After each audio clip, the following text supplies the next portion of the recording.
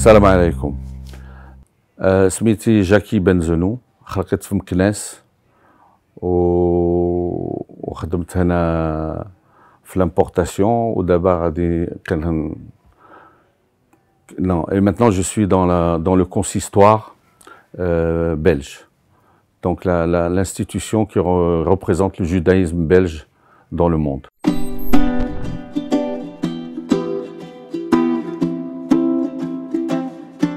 La vie au Maroc, c'était donc dans le Mela. Dans le Mela, c'était donc la vie juive. Et on était dans des écoles juives. J'ai grandi jusqu'à l'âge de 15 ans, 16 ans, dans des écoles juives, où il y avait quelques musulmans qui étudiaient avec nous, mais pas beaucoup, parce que ça représentait tout le Mela. On avait une vie de communauté extraordinaire. Chacun se connaissait, chacun aidait l'autre. Et mon voisin, par exemple, mes voisins, c'était des musulmans. Et les deux portes d'entrée étaient ouvertes. On allait là, on jouait avec les enfants de l'autre, puis rentrait chez nous.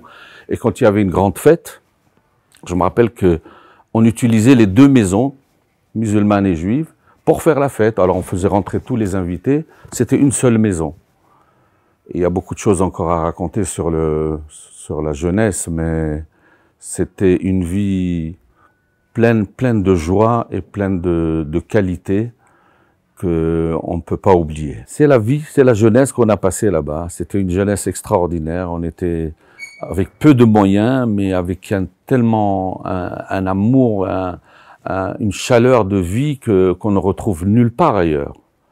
C'est pas possible. C'est voir par exemple, même la vie juive, elle était très riche, même la vie communautaire, elle était très riche. On avait accès à tout, on était acceptés partout, on était vraiment des citoyens à part entière. Et c'est ça qui nous donnait l'impression d'être chez nous et heureux chez nous. On peut pas retrouver ça dans d'autres pays, c'est très difficile.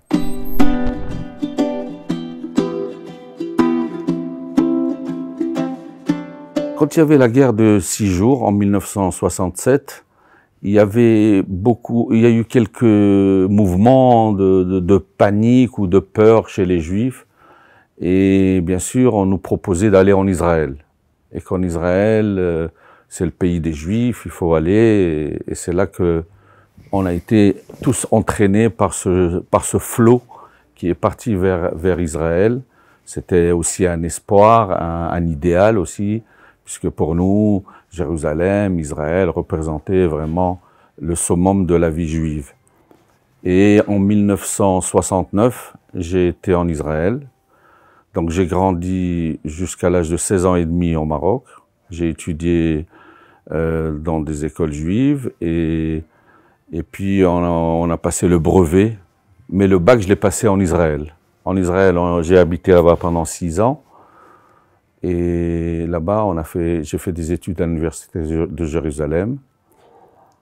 Et puis, je suis revenu en Belgique. C'est ça qui m'a ramené en Belgique.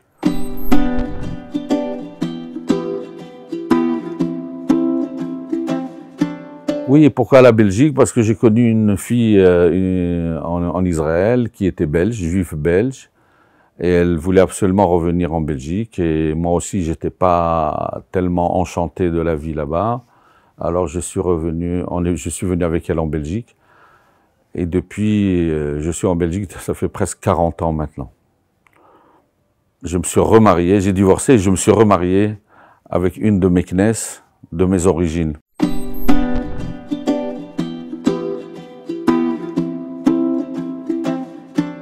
Non, c'était directement professionnel. J'ai commencé par ouvrir une chaîne de magasins d'électronique. Et j'ai commencé à faire de l'importation de Hong Kong et de Chine. Et j'étais tout le temps dans les affaires. J'avais une douzaine de magasins dans toute la Belgique. Et c'était ça mon parcours du travail, quoi, professionnel.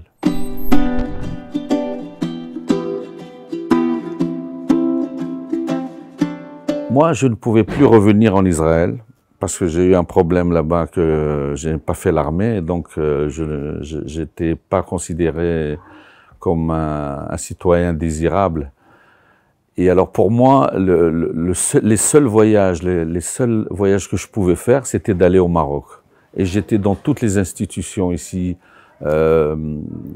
des associations juives, marocaines, surtout marocaines avec le monde entier. Je suis rentré avec l'ambassade, avec le consulat, je me suis fait ami avec tous ces gens marocains.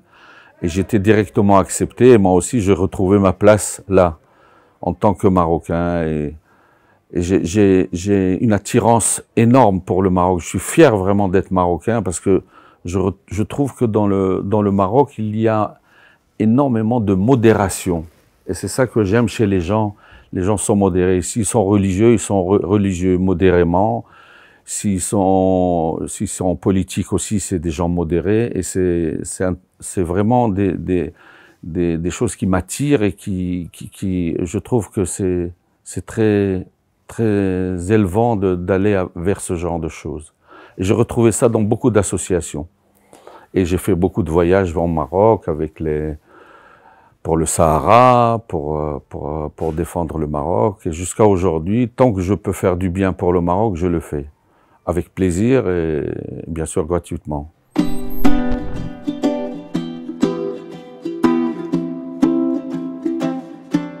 Soutenir le Maroc de tous les points de vue, que ce soit politique ou au sport aussi. Si le Maroc joue même avec n'importe qui, nous on est pour le Maroc, c'est clair. Nous on est Marocains. Et si le gouvernement marocain ou si le roi a besoin de nous, on est là. Et d'ailleurs j'en fais, c'est pas un secret, mais dès que je peux aider, j'aide le Maroc. J'ai mes entrées, j'aide partout.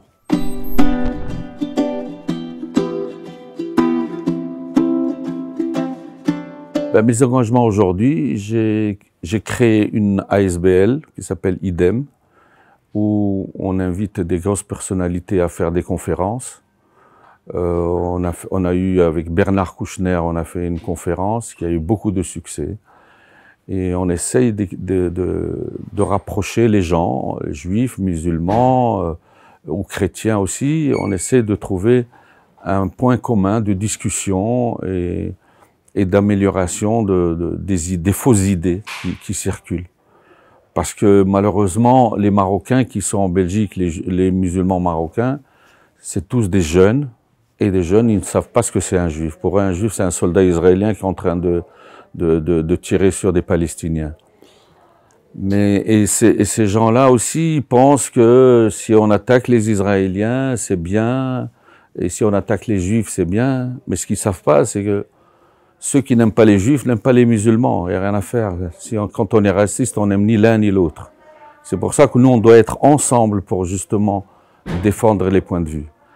On est en train de faire maintenant on a travaillé pendant quelques années avec le consistoire, parce qu'on a un point commun avec les musulmans, c'est que l'interdiction de l'abattage. Bon, on essaie de mettre ensemble nos idées et de les défendre. Et cette affaire n'est pas encore finie parce qu'elle doit passer encore à la Cour européenne.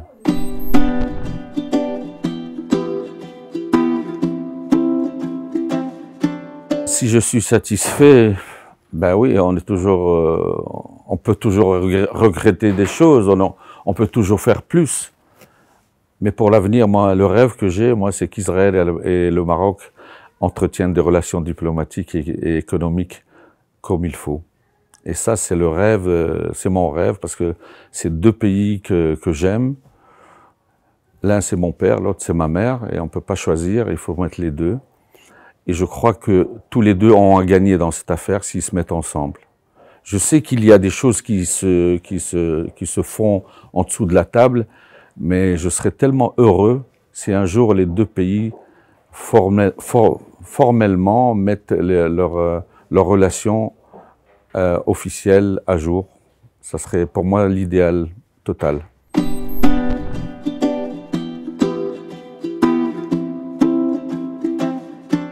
C'est très difficile parce que il faut qu'il y ait, d'abord, dans le pays où on va, il faut qu'il y ait il y ait une possibilité de vivre. Parce que il faut pas nier le racisme quand des Marocains doivent se présenter à un travail ou à une université, c'est pas facile. C'est pas facile parce que il y a quand même une préférence nationale. Mais qu'est-ce que je peux leur donner? Moi, je voudrais qu'ils restent au Maroc et qu'ils fructifient le Maroc et qu'ils rendent le Maroc encore plus fort. Et s'ils viennent étudier ici, qu'ils reviennent au Maroc après. Parce que souvent, ceux qui viennent étudier ici, ils font des bonnes études, c'est des bonnes têtes, les Marocains, c'est des bonnes têtes. Mais ils restent ici. Alors que on en a besoin au Maroc. Le Maroc a besoin des têtes, on a besoin des spécialistes. Et il faut aider le Maroc à se relever le plus loin possible. C'est ça. Je peux pas donner des conseils à des gens de venir ici. C'est contraire à la philosophie marocaine, tu comprends? Je peux pas.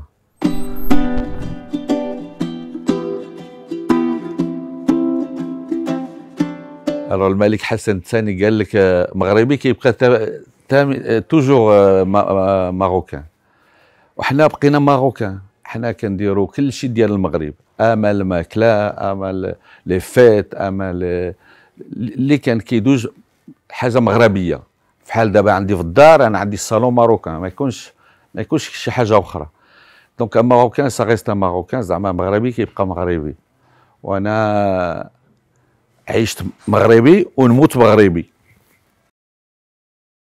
ما تنساش تابونا في لاشين وتأكد بالجرس باش يوصلك جديد الفيديوهات من هاد بريس.